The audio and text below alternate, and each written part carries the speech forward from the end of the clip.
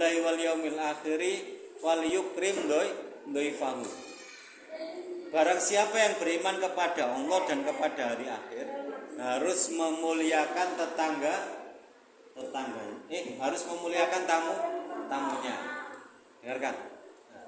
Kita sebagai tamu, kita sebagai tuan rumah, kita juga harus merasakan bagaimana kalau kita menjadi tamu. Itu namanya masjid.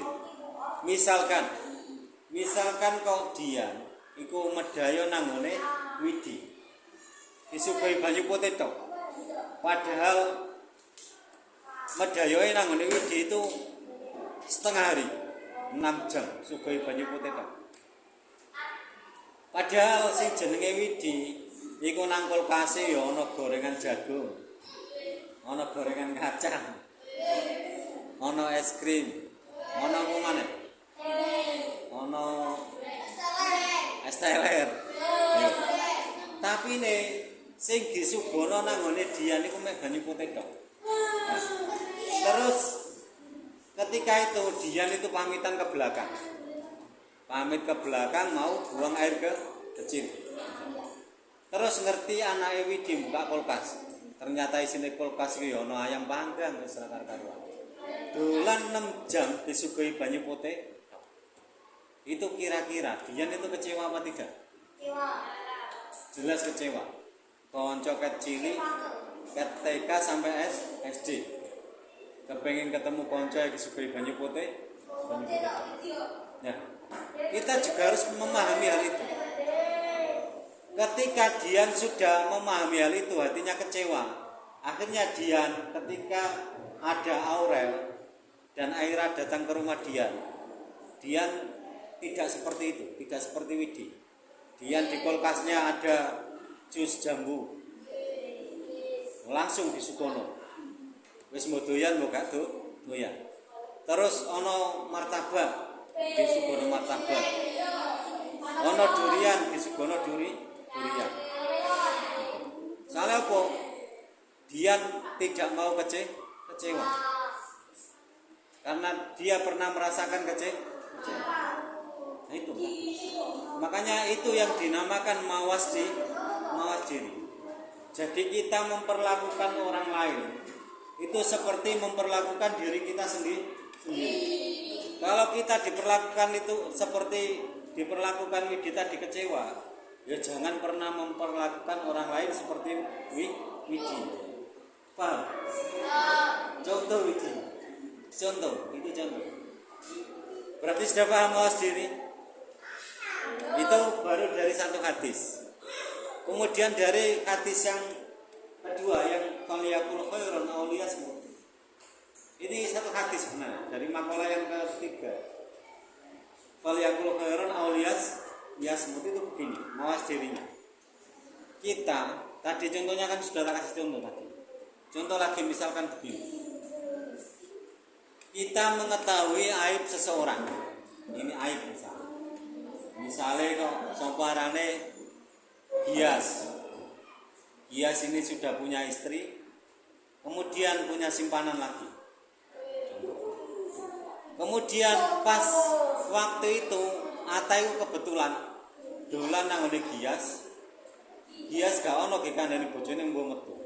Pas Ata jalan-jalan kok ketemu Gias sama wanita lain. Nah, kemudian ketemu lagi Gias sama Ata. Gias pesen nang Ata, ojo kono bojoku kan. Nah, kalau sudah pesan seperti itu ya jangan dikasih tahu istrinya. Itu kita falyakul khairon aw liyasmut seperti itu. Itu menutupi aib seseorang. Ora terus tambah ge omong-omongno. Bareng Ata ngerti Gias duwe selingkuhan kondo Ovi kondo Farel kondo Zidan. Asli kanca sak kelas konangan kabeh. Akhire gelem gak gelem sing wedok-wedok jelas kondo bojone Gias. Soalnya akrab karo bojone Gias. Akhirnya terjadilah perang dunia ketiga. Gara-gara omongane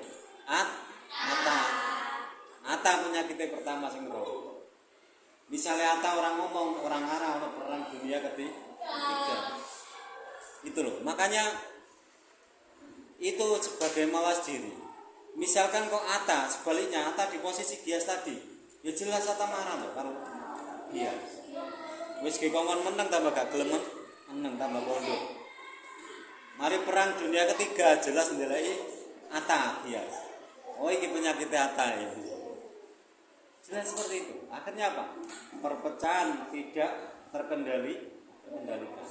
Nah misalnya menang wae, kan ya wis. Biar istrinya tahu sendiri. Mulai roh dhewe perang itu gak sampai perang dunia ketiga. Gak sampai perang dunia ketiga. Soalnya apa? Gak ono bumbune. Nek omongan liwat itu jelas ono bumbune. Gak mungkin ata ngomongan nangone Ovi ora ditambahi Ovi. Jelas ditambahi karo Ovi. Ovi nangone Farel ditambahi mana? Tambahi mana sampai teko ngene Dian. Omongan asale siji iso dadi satu. Itu watek dari omongan. Dilanjut. Kemarin tak suruh menjelaskan makna iman kepada hari akhir. Ada yang sudah memahami? Jijan, makna iman kepada hari akhir. Makna iman kepada hari akhir.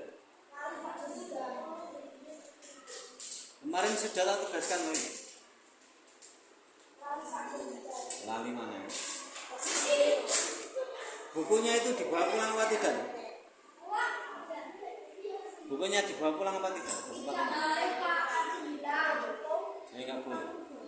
Yang dipelajari. Kalau saya boleh saja dibawa pulang, yang penting bertanggung jawab.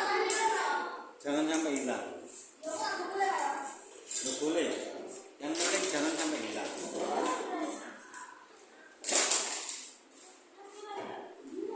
Dengarkan.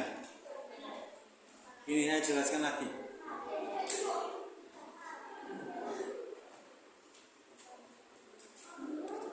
Mana iman kepada hari akhir di situ ada. Bukunya ada. Begini. Dalam tahapan hari akhir itu pertama kematian. Kematian itu pintu masuk hari akhir. Jadi ada beberapa ulama yang berpendapat bahwa hari akhir itu dimulai dari kematian seseorang untuk orang tersebut. Ada yang berpendapat hari akhir itu dimulai dari Yaumul Ba'as. Yaumul Ba'as itu apa? Yaumul Ba'as itu apa? Iya. Yaumul Ba'as ya. Yaumul Ba'as ya. Widi Yaumul Ba'as. Aurel. Hari kebangkitan. Diingat-ingat.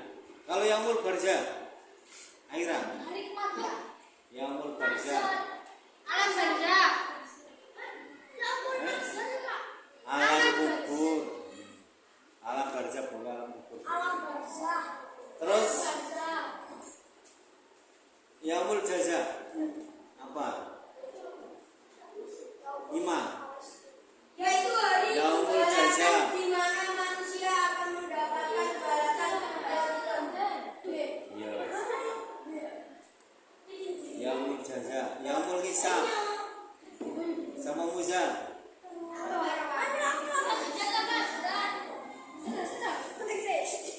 Dengarkan, itu diingat-ingat.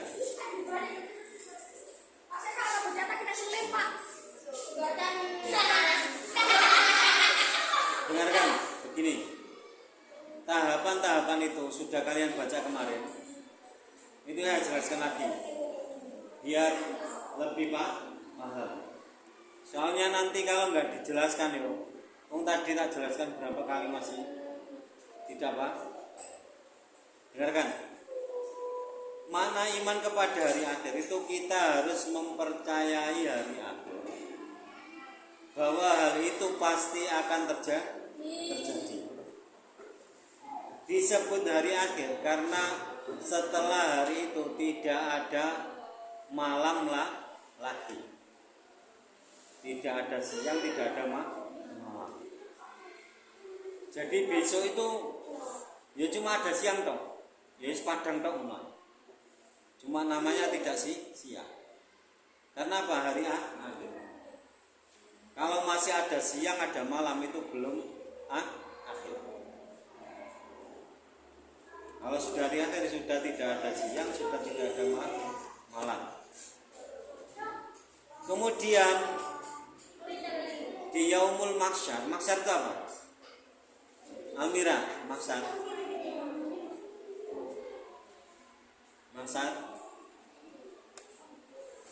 Hari berkumpul. Ingat-ingat. Hari berkumpul di padang mahsyar. Itu mulai zaman Nabi Adam sampai ila yaumil qiyamah, itu kumpul dari siji. Sudah dengarkan? Nanti tak suruh menjelaskan tahapan-tahapan satu persatu ya. Masih satu persatu mahsyar itu menjelaskan tentang apa ya. Makanya didengarkan dulu. Jadi saya ulangi dari pertama. Orang di alam barzah, itu proses di alam barzah itu setelah kematian. Kemudian di alam barzah itu seseorang itu ruhnya dikembalikan lagi ke jasadnya. Setelah ruh dikembalikan ke jasadnya, itu orang itu akan didatangi oleh dua malaikat. Namanya siapa? Malaikat Mungkar sama Nakir.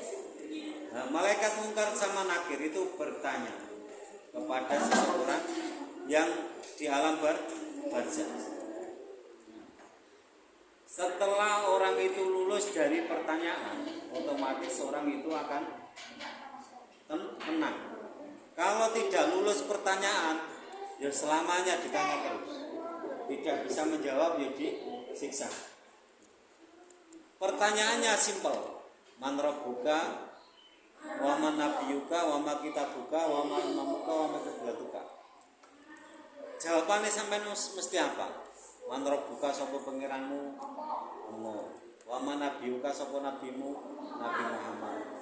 Wa ma qiblatuka, apa kiblatmu? Ka'bah. Terus wa ma imamu, apa imamu? Al-Qur'an.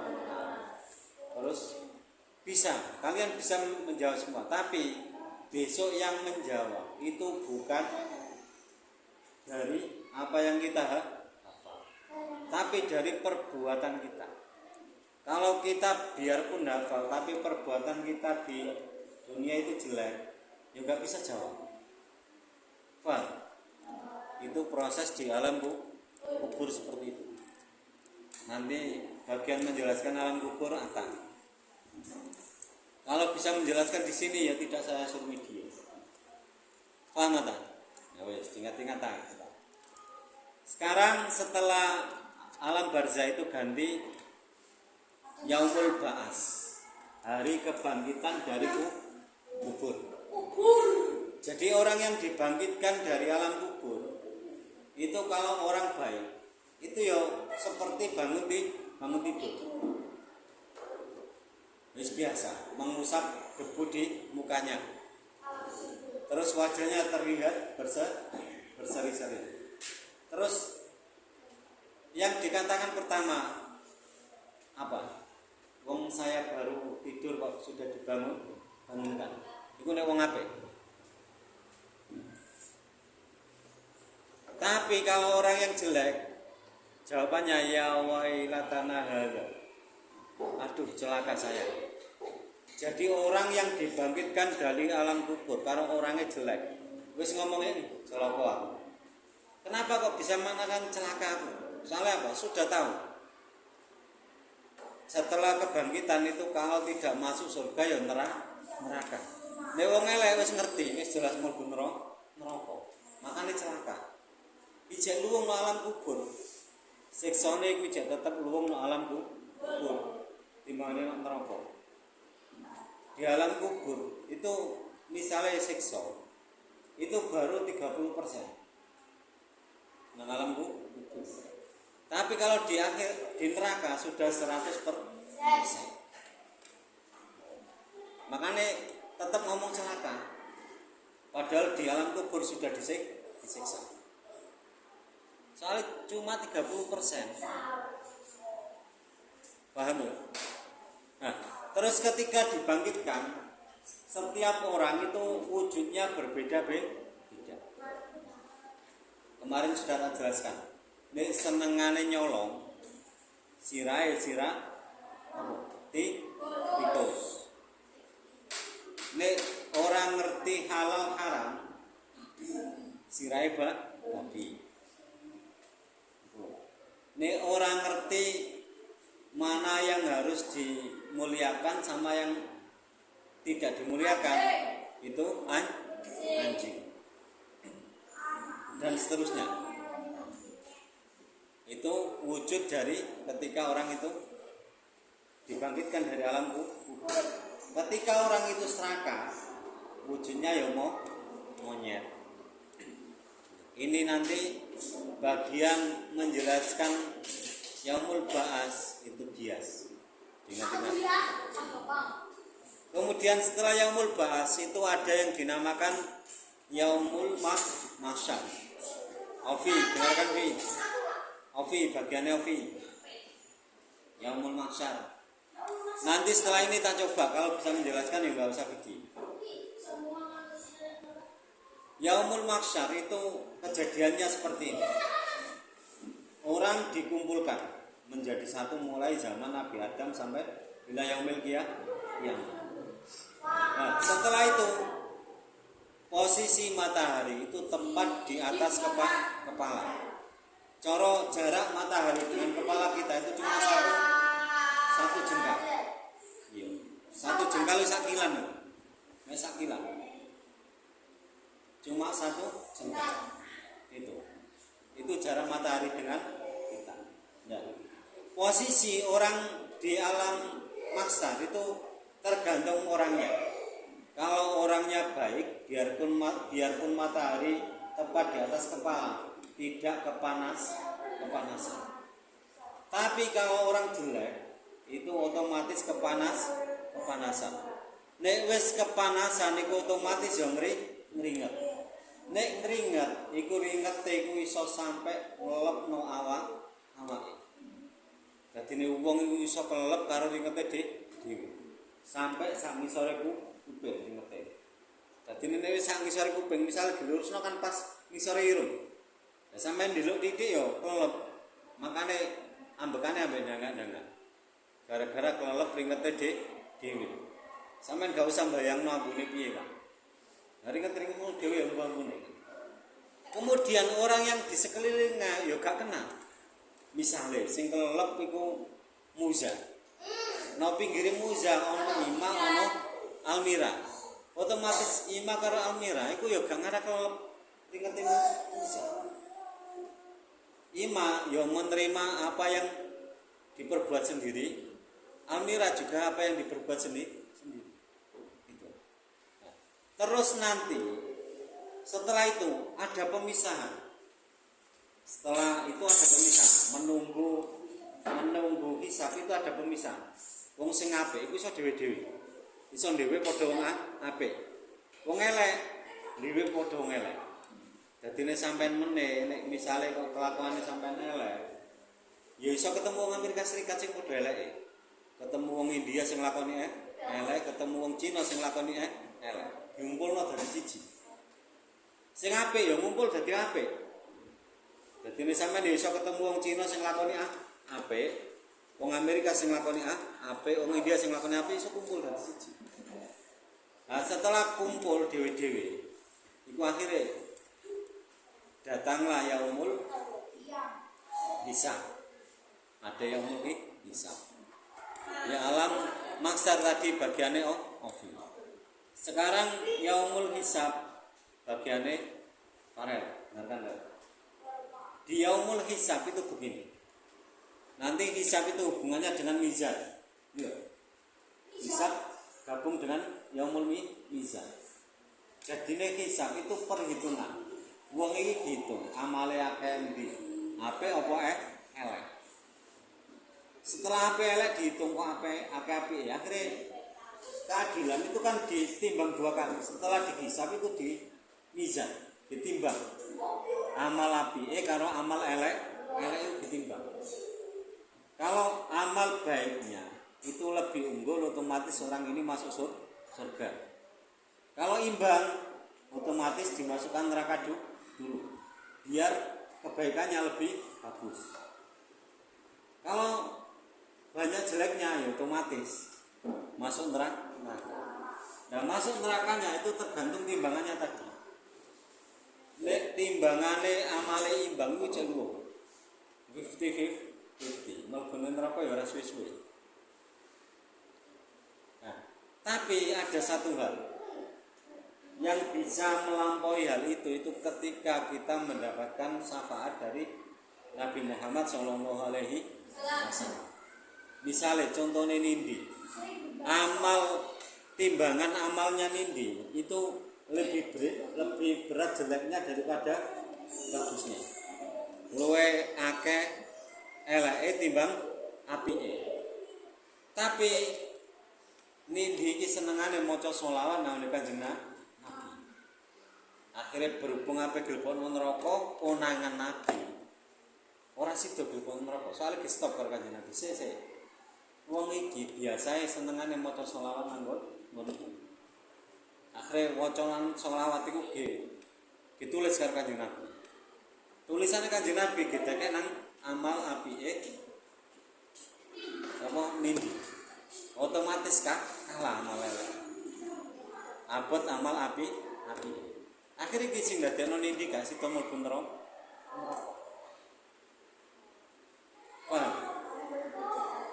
Parel itu bagian kamu amal yaumul mizan dan yaumul hisab dijelaskan.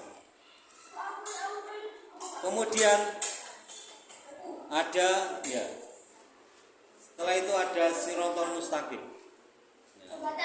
Ya jembatan menuju surga. Ya. Jembatan menuju surga. Jembatan tersebut itu melewati neraka. Kita nih lewat nang gone neraka dhuwure neraka jembatane. Nah, jembatan itu kalau orang-orang tua dulu itu menggambarkan seperti rambut apa? Dibelah menjadi 7. Jadi rambut itu dibelah menjadi 7 saking cilik. Orang terus cuwili ngono tidak. Itu saking sulitnya melalui jembatan itu. Sulitnya gimana? Begini. Orang yang melewati jembatan tersebut itu kan tergantung amal perbuatannya. Kalau orang itu tidak pernah melakukan dosa, mulai dari balik. Misalnya sekarang ada yang balik. Misalnya contoh Dian lagi balik. Nah, setelah Dian balik ini, Dian ini api. Sinaune ya sregep, sekolah ya gak tau bolos, ngajine ya sregep.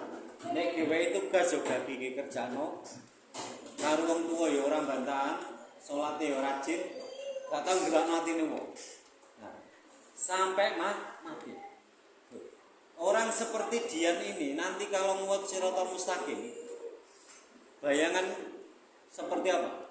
Kal barkil khotib, seperti kilat yang menyambar. Sret, liwat. Cepet langsung mlebu swarga. Tapi nenek ono penggaweane elek iku beda maneh. Dadi levelene elek yo kaya angin. Wes teko swarga. Ono maneh kaya numpak jaran. Dan seterusnya. Itu tergantung amal perbuatannya. Ono sing numpak jaran, ono sing mlayu, ono sing mlaku, sampai ono sing berangkang, ono sing glayutan. Glayutan itu kaya ninja ngono. Gathol nggo tangan. Nah, iku bayangkan. Dulu kan sudah jelaskan. jangka antara jembatan itu menuju surga itu perjalanan itu 500.000 tahun. Sampeyan bisa bayangkan 500.000 tahun itu sampeyan gawe tangane gak kemeng kira-kira. Terus ana sing mlaku berangkang 500 tahun dak game berangkang itu kira-kira sikile gak gempor. Makanya pilihan sing enak yaiku mau sing apa numpak jaran utawa apa numpak buruk utawa kaya angin liwat mau wis saka swarga utawa kaya kilat. Pilihane mestine kan ya ngono. Aja milih sing berangkang. Ya, pilihan itu tergantung kita. Makanya mulai dari sekarang melewati Shiratal Mustaqim itu bisa kita rencanakan dari sekarang. Kalian pilih yang mana? Sing numpak jaran, sing berangkang, apa sing kaya angin wis sing mau kaya kilat. Nah itu sekarang mulai dari hari ini kalian berbuatlah yang baik sebanyak-banyaknya. Pak, lakoni itu 3 ini, hadis 3 ini, 3 makalah hadis ini. Iku wis stop ya. Karo kanca gak gampang ngelokno iku faliyakul Quran alias biasmu. Ya kan? Nek kelas 5 yang senengane ngelokno, tunggale kelas 6. Anggere ana kancane gak tepak dilokno. Nah itu berarti tidak menerapkan faliyakul khairan alias biasmu. Kita kalau dihina orang kan sakit tuh hatinya. Makanya kalau sakit ya jangan menghina orang lain. Itu namanya mawas diri. Paham ya? Tuh. Sirat tadi bagian lidah. Ya. Setelah sirat itu orang masuk ke dalam surga dan neraka. Tadi mizan sama hisab. Iya, hari kebangkitan. Sudah.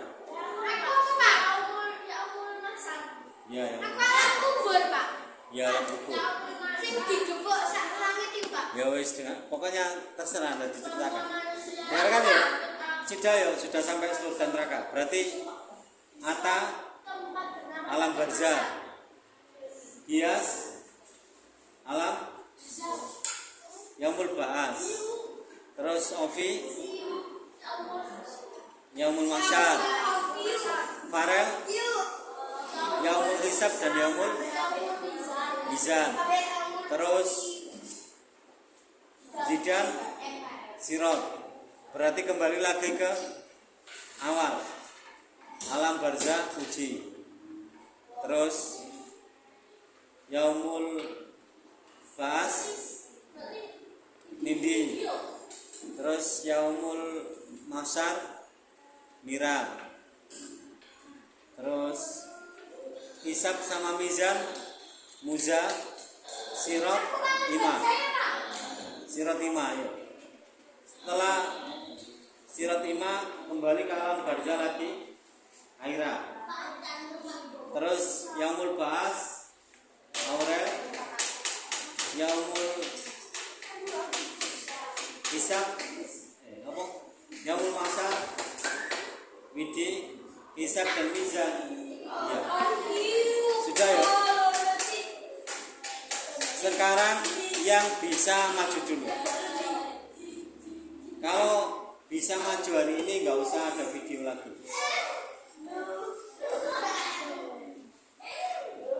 Ata siap maju apa tidak? Yes. Maju. Ya tidak. Ya kamu sendiri. Nggak boleh bagiannya sendiri. Maju di sini, tengah. Lo di tengah dijelaskan di tengah. Nggak boleh. Wes, dijelaskan tentang yang mau bahas. Ya, udah dijelaskan. Di sini loh, di tengah sini. Di video boleh, Pak. Ayo, ya. Mau dijelaskan.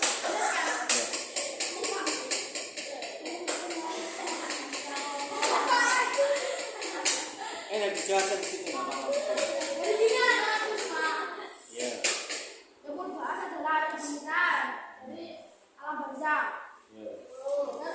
Terus. Ya. Sama juga. Ya. Bangunnya Ya terus. Ya tadi apa kok lali? Dia. Ayo yang bisa. Pak, jembatan Siratul Mustaqim itu, Pak. Jembatan. Iya, Siratul Mustaqim. Baik, kalau sudah nggak sanggup di video berarti. Silakan. Silakan dicatat ya di tugas yang ketiga. Sesuai dengan tugasnya masing-masing. Nah itu tugasnya masing-masing. Tadi kan baru 2 loh ya. 3 ini. Ya 3 saja. Nah ya, yang 3 ya bagianmu tadi alam. Iya itu. Iya kan. Ya beda tuh. Ceritanya kan panjang loh. Yang masak. Kalau kisah sama mizan kan cuma sedikit. Sedikit.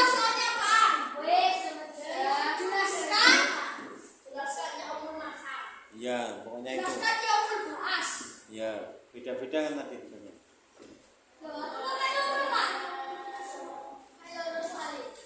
Ya, soalnya lurus sama tambah tadi alam barzah tadi. Ya, menjelaskan alam barzah. Yang ketiga kan menjelaskan alam barzah.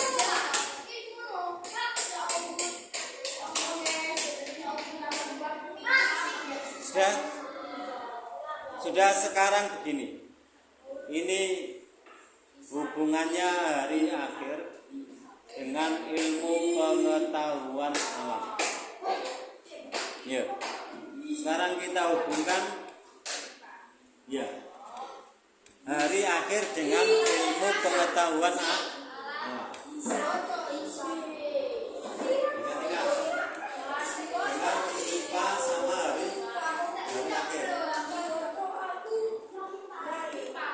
Dengan ilmu pengetahuan alam dengan hari akhir. Kira-kira ada yang tahu hubungannya apa?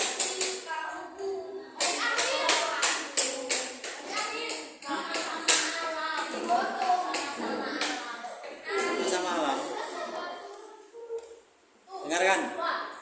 Ini nanti kalau kalian bisa menjelaskan, bisa menjawab pertanyaan saja. Bisa menjawab pertanyaan saya. Ini tidak menjadi tugas yang keempat. Kalau tidak bisa menjawab berarti otomatis tugas yang keempat. Nah ini makanya didengarkan dulu.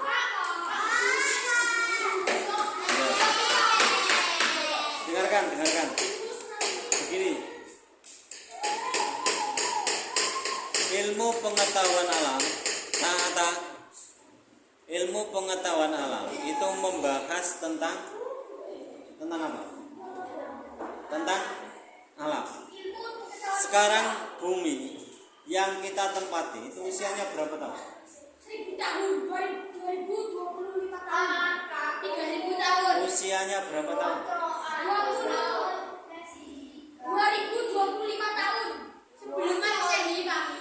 Ya usianya berapa tahun? Bumi kita. Loh, usianya 2025 tahun. 1000 tahun. Itu Pak. usia bumi kita itu kurang lebih